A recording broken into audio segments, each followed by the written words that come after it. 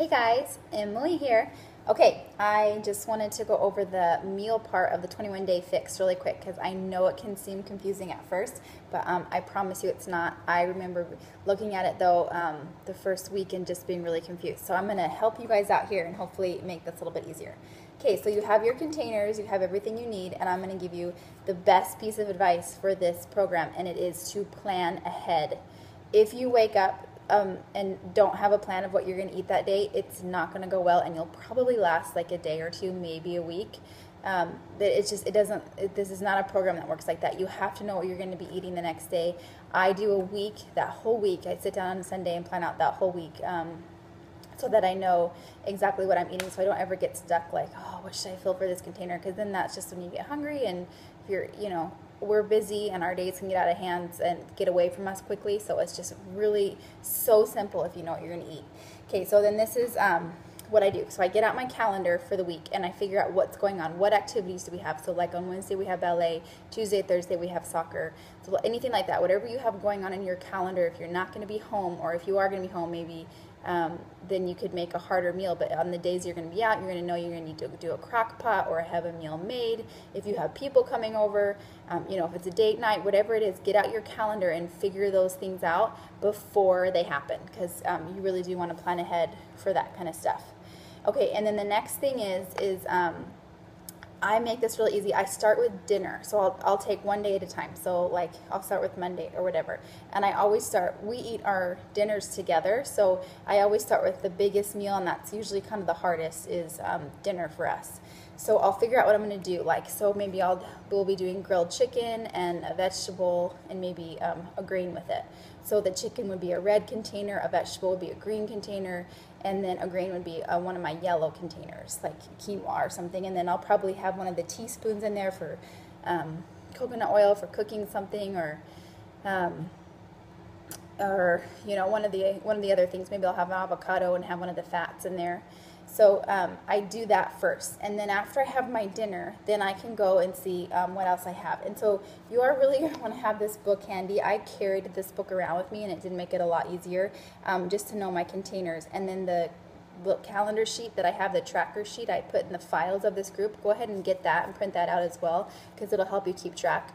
Or you can keep track on your phone, whatever is the best system for you. But for the first week, you are going to want to really keep track of this, and then it gets easier after that. But yeah, at first it can be a little bit time consuming. And plus, I also put in the files all the foods for each color that you can eat, and that's really helpful just if you are in a jam and you need to know really quick, like, oh, what's under the red container again? What can I have? And then you can look that up really quick. So print that out as well. Maybe stick it in your purse or on your fridge or whatever. Okay, so after then I've done dinner, I know what I'm going to do. So then I'll probably, then next I'll go to breakfast, because that's my next biggest meal, and I'll figure out what I'm going to have there. And then I'll fill in lunch. And I'm at this lowest, you probably can't see it, but I'm in the lowest calorie bracket here. And you guys can figure that out. It's all in this book to figure out what calorie bracket you're in. But so that, it's a lot of food. It's kind of a lot to fit it all in. So it does take some planning. So once I have my 3 meals down, so I always know, like for breakfast I'm going to have my Shakeology, which does count as a red, and anything that you put in it also counts towards this. So if you use if you put a banana in, that's going to count as a fruit. If you put spinach in, I like to put spinach in mine just to kind of get some of my vegetables out of the way, then that counts as well. I am going to say with your vegetables, so for this lowest calorie bracket, you have 3 green vegetables. I don't count lettuce and spinach really. I mean, I feel like it's a free food. I know it doesn't say it is, but how can you have too much of that stuff, like kale and everything? So I usually don't count it.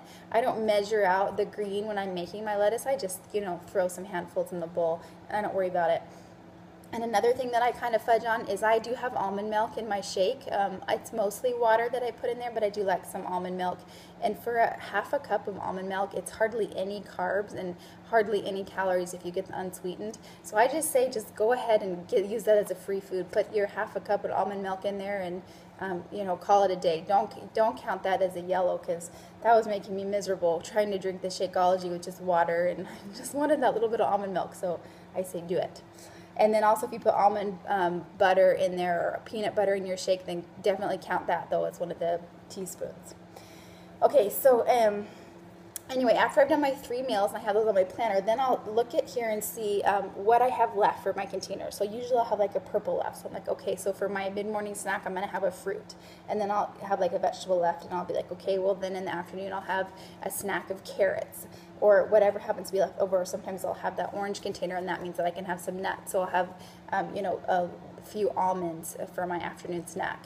And that just makes it super, super easy. So this seems hard, I know, but it's totally not. It's not rocket science. It's easy, simple, simple. It's actually easier than you're probably doing now. Like once you have this all written out, you write it all on a grocery list, you go to the store, you have it all prepared. It's so easy. You just wake up in the morning, you're like, oh, okay, I know what I'm going to eat all day. It's totally ready to go, and it's really, really simple. And your family, if they're not doing it, can totally eat what you're eating too. So even if you're going out to eat at a restaurant, you just know, okay, well, I'm going to need to save probably my 2 carb containers and maybe 2 portions of my red for protein, just because, portion sizes are usually bigger at restaurants. But it's totally doable even going out. So yeah, I think that's all I wanted to cover. If you have questions, definitely post it below, and we will be talking about this more as the group goes on. So that's all I have for now. I'll talk to you soon. Bye.